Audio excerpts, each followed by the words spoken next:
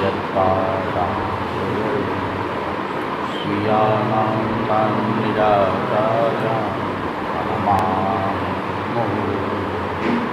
यदनुग्रहतो भुजन्तु सर्वदुःखादियो तमहं सर्वदा वन्दे श्रीमद्वल्लभम् अज्ञानतिमिरान्धस्य ज्ञानाञ्जनशलाकया चक्षुरुन्मीलितं येन तस्मै श्रीगुरवे नमामि हृदये शेषे लाक्षिताभिसाय लक्ष्मीसहस्रलीलाभिः स्तूयमानं कलाम् चतुर्विश्व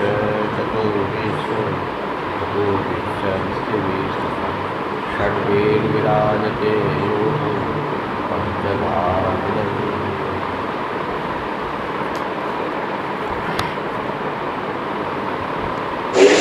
निरोधाय निरोधम वर्णयाति। वाक्य बाद महाप्रभु जी कह रहे हैं ये बात का हरिणा ये निर्मुक्ता ते मसना भव सागरे ये निरुद्धा स्तयवत्र बधोगे तो तरोगे और छूटोगे तो डूबोगे। महाप्रभु जी ने उल्टी बात कही है, बधोगे तो तिल जाओगे और छूटोगे तो डूब जाओगे, क्योंकि भाव प्रवाह बहुत तेज है। बंधे हुए रहेंगे तो तिल जाएंगे, छूटे हुए तो डूब जाएंगे। महाप्रभु जी वो बात समझाना चाह रहे हैं। अब वाकई तुम्हारे में नहीं हिम्मत है तो महाप्रभु जी ठीक है कह रहे हैं मोसू बन जा, एक वक्त तू मोसू बन कर मैं वासु बन जाऊंगा, सीधी सी बात।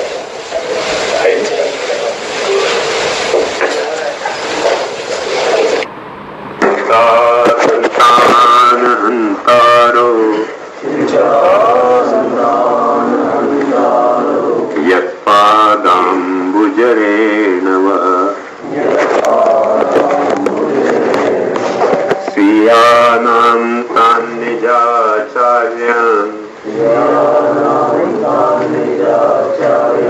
प्रणमामि मुहुर्मुहुः यदनुग्रहतो जन्तुः सर्वदुःखातिगो भवेत् तमहं सर्वदा वन्दे श्रीमद्वल्लभनन्दनम्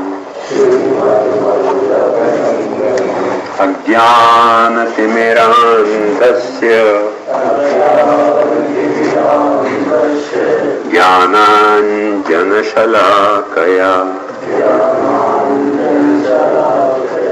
चक्षुरुन्मीलितं येन तस्मै श्रीगुरवे नमः। नमामि हृदये शेषे लीलाक्षीराब्धिशायिनम् लक्ष्मी सहस्रलीलाभि सेव्यमानं कलानिधिम् चतुर्भिश्च चतुर्भिश्च चतुर्भिश्च स्त्रिभिस्तथा षड्भिर्विराजते योऽसौ पंचधा हृदये मम।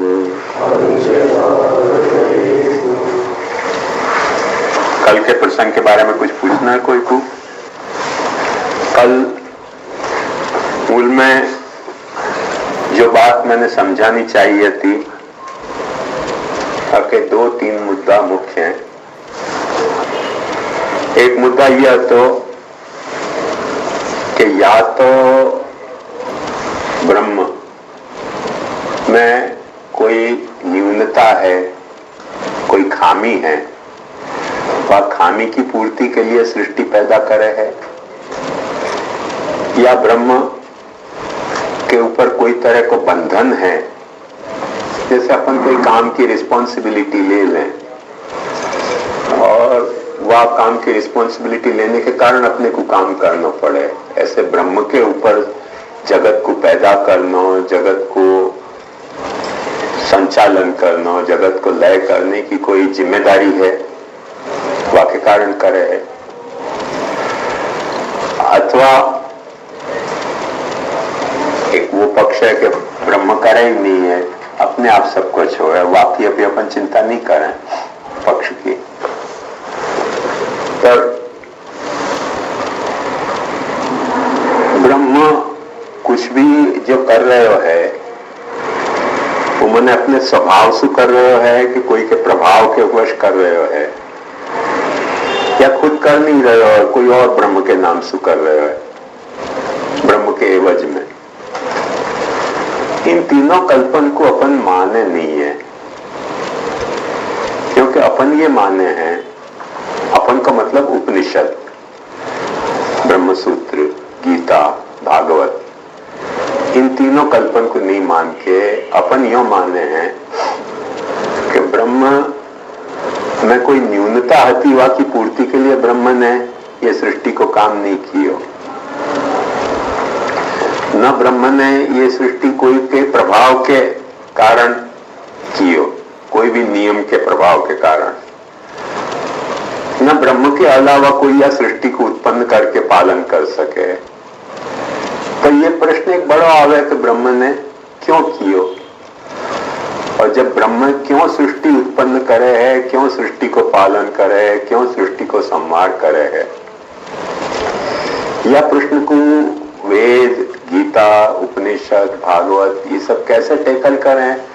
तो कहें कि ब्रह्म इन सब कोई कारण से नहीं करे है, ब्रह्म में खुद में आनंद पूर्ण है और वो अपना पूर्ण आनंद को अभिव्यक्त करे है सृष्टि के रूप में।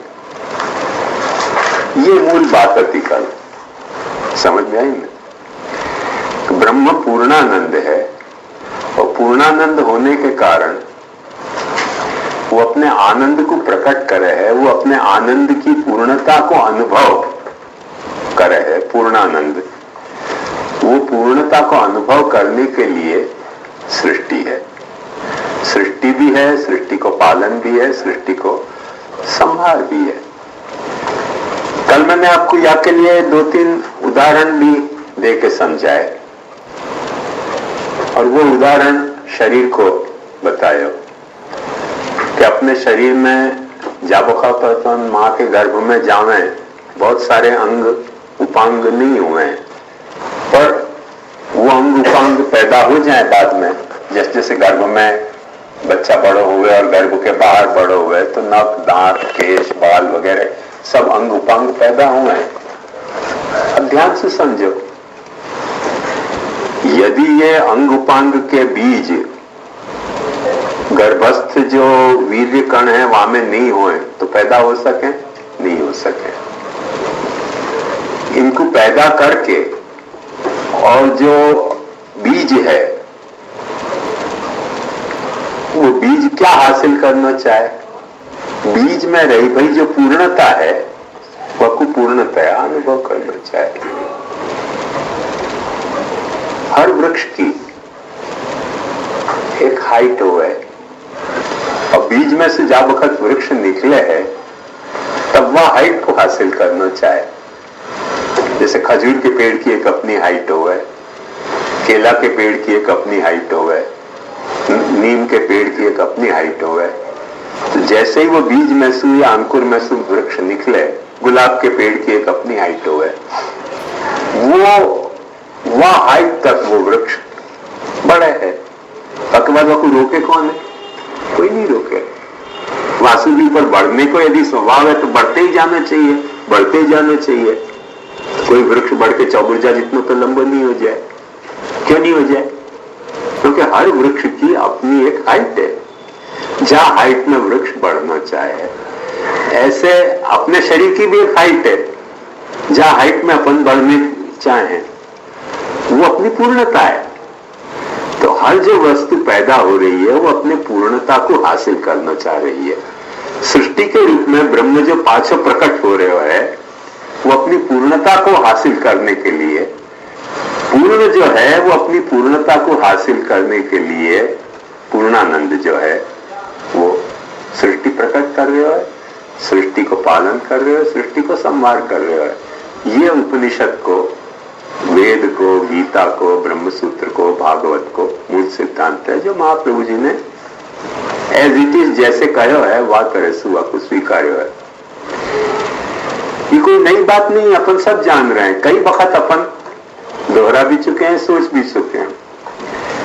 तो या में ध्यान में अपने को नहीं आवे वो कौन सी बात है कि 108 बार माला फेर के भी यह सिद्धांत की, फिर अपने को नहीं हो जाए कि सृष्टि में जो पुष्टि मार्ग प्रकट भयो वो पूर्णानंद को मार गए, मर्यादा मार्ग प्रकट भयो वो क्षुद्रानंद को मार दे, अपूर्णानंद को मार गए, और जो प्रवाह मार्ग प्रकट भयो वो एकदम निरानंद मार्ग है। बात सच्ची भी है, तो कौन की दृष्टि से सच्ची है ये मैंने कल समझाना चाहा। यदि अपन या सृष्टि को पैदा करने वाले फोर्स होते, अपन या सृष्टि के प्रयोजन होते तो बात सच्ची है। पर अपन या सृष्टि को न तो पैदा करने वाले हैं न या अपन सृष्टि के प्रयोजन है। प्रयोजन क्या है? पूर्णानंद अपनी पूर्णता को अनुभव करने के लिए पूर्ण में रही भाई, बीज में रही भाई सारी संभावनाएं कि बीज को कुछ रंग है, बीज को कुछ स्वाद है। अब वो बीज में चाखें तो अपने को नहीं पता चले, पर वो आम के बीज में सूझा वक्त आम पैदा हुए तो आम को कुछ अलग स्वाद है, वाकई पत्तन को कुछ अलग स्वाद है, वाकई गुटली को कुछ अलग स्वाद है, वाकई आम के पेड़ के तना को काटोगे चाबोगे तो वहां को कुछ और स्वाद है। तो अलग स्वाद, अलग रंग, अलग रूप, वो सब आकाश रहे हैं, बीज में से तो आ रहे हैं। ऐसे सृष्टि में विविध नाम रूप जो आ रहे हैं वो वामेसु ही आ रहे हैं, और वामेसु आ रहे हैं वो कोई के प्रेशर से नहीं आ रहे हैं, कोई वहां में न्यूनता है वह कारण से नहीं आ रहे हैं, वो अपनी पूर्णता को अनुभव करना चाह रहे हैं। जैसे वृक्ष अपनी पूर्णता को अनुभव करना चाहे, बीज अंकुरित होते ही अपनी पूर्णता को अनुभव करने के लिए अंकुर बने हैं, तना बने हैं, डाली बने हैं, पत्ता बने हैं, फूल मोर बने हैं, फल बने, वह मैं अपनी बाकी पूर्णता को वो अनुभव कर ले। ख्याल में वह तरह से ब्रह्म के दृष्टि से जा वक्त अपन सृष्टि को सोचें तो सृष्टि को कोई भी क्रियाकलाप ऐसा नहीं हो सके कि जहां में ब्रह्म अपनी पूर्णानंद को अनुभव न करते हुए। यदि नहीं कर रहे हैं ब्रह्म पूर्णानंद को अनुभव तो ब्रह्म में अपूर्णता है। यदि पूर्णानंद को अनुभव कर रहे हो तो अपनी दृष्टि से भले कोई चीज अपूर्ण हो। अब वो तो कैसी बात हो गई अपन समझ सकें कि अपन दीमक को कहेंगे कि तू यार आम चख, तो दीमक आम नहीं चख है, पेड़ को तना चख है, वहां में स्वाद आ रहे हो। ख्याल में है ना? अपने को पेड़ के तना चाकने की कोई कहे तो अपन दुखी हो जाएंगे। अपने को पेड़ के तना चाकने में स्वाद नहीं आएगा, अपने को आम चाकने में स्वाद आएगा। बहुत सारे पक्षी ऐसे हैं जो पत्ताएं खावे, ये चामा चिड़िया टाइप के रात को, तो उनको भी शायद आम चाकने में स्वाद नहीं आवे, पर पेड़ के पत्ता चाकने में स्वाद आवे।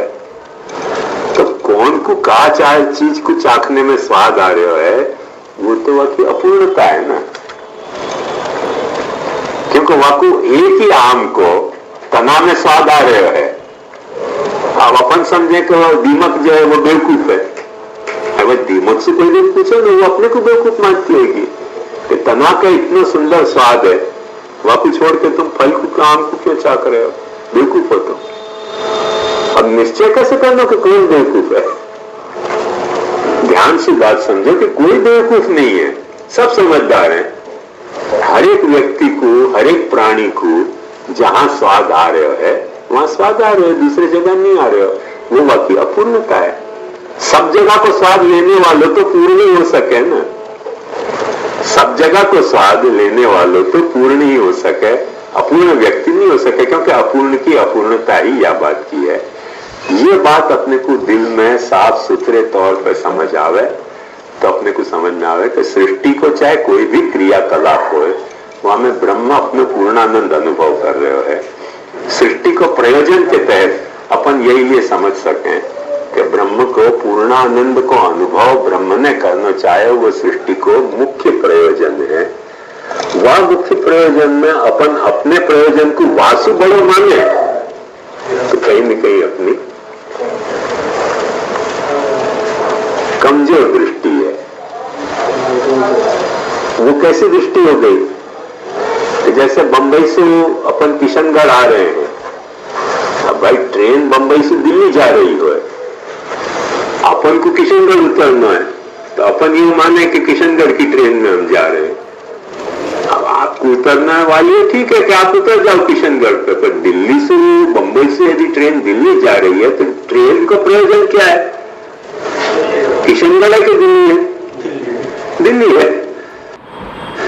बीच में आपको कोई उतर जाना है तो वो आपकी आवश्यकता है, अपूर्ण आवश्यकता का। आपको ट्रेन की जितनी यात्रा नहीं करनी है, आपको ट्रेन के यात्रा के बीच में अपनी यात्रा कहीं स्थगित करनी है। जैसे दीमक को पेड़ को तना चाप के प्रसन्न हो जाने के मजा आ गई, और क्या चाहिए?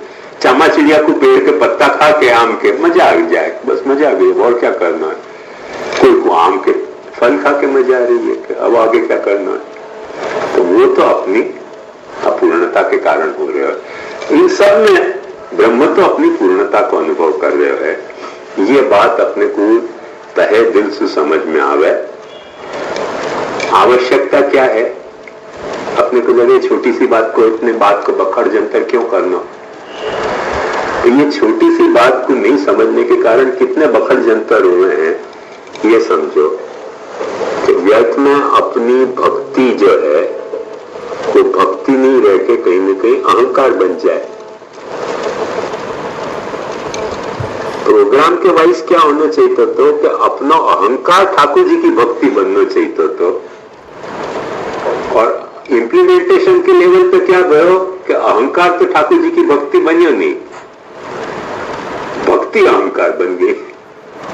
तो आज मैं संजय को यही बात समझा रहे हो तो कि मेरो ब्रह्म, मेरो कृष्ण पर ब्रह्म है। अब यहां में देखो, मेरो पे तुम ज्यादा भार दे रहे हो ना तो भक्ति नहीं है, अहंकार बोल रहे हो। और कृष्ण पे भार दे रहे हो तो अहंकार नहीं बोल रहे हो, भक्ति बोल रही है। जब अपन ये कहेंगे कि मेरो कृष्ण पर ब्रह्म है, माने तुम्हारो शिव जो है अल्लल टप्पू है, तुम्हारो अल्लाह अल्लल टप्पू है, तो अब ये भक्ति की तो बात नहीं रह गई ना। तुमने भक्ति को अहंकार में विकसित कर दियो, पूर्णानंद की परिकल्पना नहीं होने के कारण। पूर्णानंद की परिकल्पना होगी तो तुम्हारा अहंकार भक्ति में कल्मिनेट हो जाएगा। वाक्य नहीं बदलेगा, वाक्य वही रहेगा कि मेरो कृष्ण, मेरा आराध्य कृष्ण परब्रह्म है। देखो वाक्य यही है, या बाजू भी वाह बाजू भी, पर वाक्य के तुम्हारे भाव क्या है? वासु, तुम्हारो सत्यानाश भी हो सके और तुम्हारो विकास भी हो सके। जब तुम्हारो अहंकार या भक्ति में फलित हो गया कि मेरो कृष्ण परब्रह्म है, तो तुम्हारो अहंकार खटसु भक्ति में खिल गयो। और जब तुम यह छीना ठोक के कह रहे नहीं मेरो कृष्ण परब्रह्म है, तो तुम्हारी भक्ति अहंकार के गर्त में गिर गई। वाक्य नहीं बदलेगा, वाक्य वो को वही रहेगा। ये वाक्य बदलने बिना वाक्य के टोन के कारण या अपने मन को जो भाव है वाक्य कारण अर्थ बदल जा रहे हैं। अर्थ बदल जाए तो कोई चिंता की बात नहीं है, अर्थ को सुधारा जा सके। तो अर्थ के कारण फिर अपनी मानसिकता बदल जाए, मानसिकता के कारण फिर अपना प्रभु के प्रति भी भाव बदल जाए, प्रभु के प्रति भाव बदल जाए, इतना ही नहीं फिर प्रभु की सृष्टि के प्रति भी भाव बदल जाए। और फिर अपन जो है वो मिस्टर मिसमैच हो जाए, कोई सो अपनी बने नहीं, गांव से कलर, अपने धर्म के अपन पक्के नहीं और गांव के धर्म से अपन झगड़ा करने लग जाए। आवश्यकता क्या बात की है? काम के धर्म से झगड़ा की नहीं है। आवश्यकता हर धर्म को अपने धर्म में पक्के होने की है। अब अपन अपने धर्म में पक्के होने की बात कहें तो वो अपना स्वभाव अहंकार को है ना, वाके कारण अपने धर्म में पक्के होने के बजाय अपन अहंकार के पक्के हो जाएं कि मेरा धर्म सबसे अच्छा। वही बात देखो, धर्म की बात कर रहे हो, ब्रह्म के बजाय थोड़ी धर्म पे लिया। मेरो धर्म सबसे अच्छा, तुम्हारा धर्म खराब। तो तुम धर्म को भाव बढ़ा रहे हो कि अहंकार को भाव बढ़ा रहे हो? और मेरो धर्म तुमने उतनो नहीं चाब के बोलियो, तो मेरो धर्म सबसे अच्छा हो, तो तुम धर्म को भाव बढ़ा रहे हो, अहंकार को भाव नहीं बढ़ा रहे हो। वाक्य वो को वही रहेगा, पर भाव बदल जाएगा। भाव बदल जाएगा वैसे तुम्हारी मानसिकता बदल जाएगी। मानसिकता बदल जाएगी तो दुनिया को देखने की तुम्हारी दृष्टि बदल जाएगी, क्योंकि अपन अपनी सारी दुनिया को अपनी मानसिकता के हिसाब से देखे हैं। अपन यदि डरपोक हैं तो अपन ज्यादा क्रूर होना चाहेंगे। अपन यदि निडर हैं तो इतनी क्रूर होने की जरूरत ही नहीं है। अपने को डर ही नहीं लग रहा, कोई को मारने की क्या जरूरत? कोई को मारने की जरूरत कब पड़े? जब अपने को डर लग रहा है। सांप दिखे क्यों? मारो मारो मारो मारो। सांप कभी ऐसे सोचे कि आदमी दिखे क्यों? काटो काटो काटो काटो। क्यों नहीं ऐसे सोचे सांप? क्योंकि सांप को भी डर लगे बेचारे को अपने से, पर वो डर को कितना डर है वाको कि आदमी दिखे तो घुस के बिल में छुप जाए, मारे को क्या करना। अपन क्या करें, बिल में भी घासलेट डाल के वाको बाहर निकालें फिर मारे। भाई बिल में घुस गए, तुमको काट नहीं रहे हो, अब मारने की क्या जरूरत है? दिखे क्यों सांप? ये क्यों वृत्ति अपने में आ रही है? ध्यान से समझो, क्योंकि अपन सांप से ज्यादा डर रहे हैं जितना सांप अपने से नहीं डर रहे हैं। तो जो आदमी जितना ज्यादा डरपोक है उतना वो ज्यादा क्रूर हो जाए। जो जितना निडर है वह को उतनी क्रूरता की आवश्यकता ही नहीं पड़े, क्योंकि डर ही नहीं लग रहे तो क्रूरता करनी क्यों? क्रूर आदमी बने कब? जब आदमी को डर लगता हो। डर क्यों लगे है? क्योंकि आनंद नहीं आ रहा। आनंद क्यों नहीं आ रहा? क्योंकि सृष्टि को प्रयोजन जो है वो अपन पूर्ण आनंद नहीं मान रहे हैं। सारे लफड़ा कैसे शुरू हुआ? बात बहुत छोटी सी है। एक सीढ़ी को एक पग अपन फिसले और धड़ाम धड़ाम नीचे तक आ सके। एक पगथिया फिसले तो एक पगथिया को सीढ़ी के अपन सावधानी से उतरे कि जैसे पग नहीं फिसले तो फिर कोई चिंता की बात नहीं है। आया ना ख्याल में? बात ये छोटी सी है, पर यह बात पर अपन ध्यान दें तो अपना सारा व्यवहार कंट्रोल में आ सके। अपन अपने भक्ति में, अपने धर्म में, अपने आराध्य में आनंद से तन्मय हो सके। क्यों तन्मय हो सके? क्योंकि अपन निडर हो गए। क्यों निडर हो गए? क्योंकि अपन ये बात को समझ रहे हैं, जैसे हमारा एक खवास है ना, या को गांव जाना था, गांव की टिकट मिल नहीं रही थी, तो अमृतसर की टिकट दिवा दी। ब्रिज की मथुरा की नहीं मिली टिकट तो अमृतसर की दिवा दी। वो तो बेचारे यहीं डरे हुए हो। तो टिकट कंडक्टर ने पूछी, टिकट है? कि हाँ है। दिखाओ। ये तो अमृतसर की टिकट है। उतर जाओ नीचे।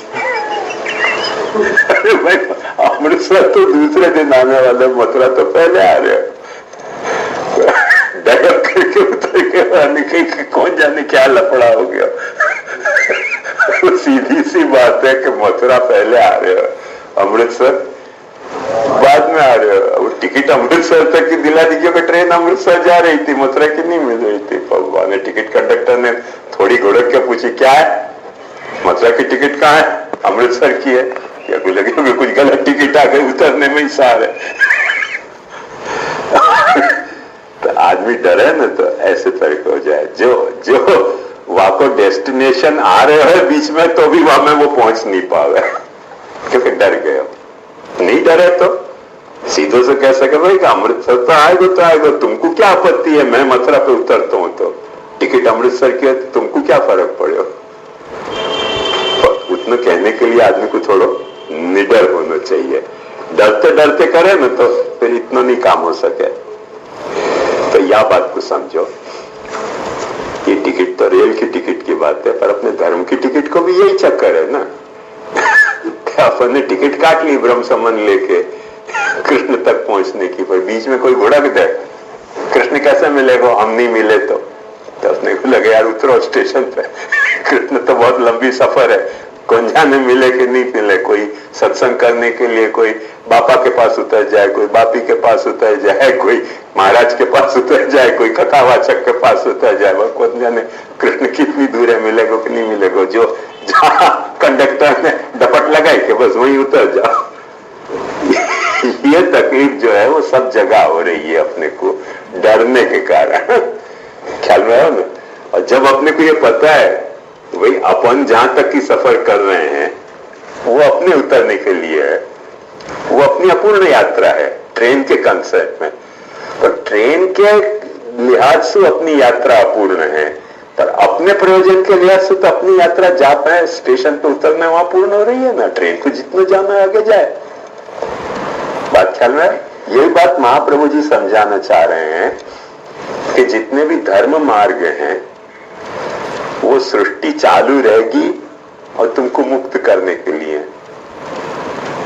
तो सृष्टि की जब मुक्ति होगी वासु, पहले तुम्हारी मुक्ति होगी मथुरा में। सृष्टि की मुक्ति होगी तब होगी, तुम्हारी मुक्ति पहले हो रही है। अब कोई दपट लगा दे अपने को कि इतनी लंबी यात्रा में तुम कैसे आ गए, तो उन्हें कि उतर जाओ पहले, यही की बात।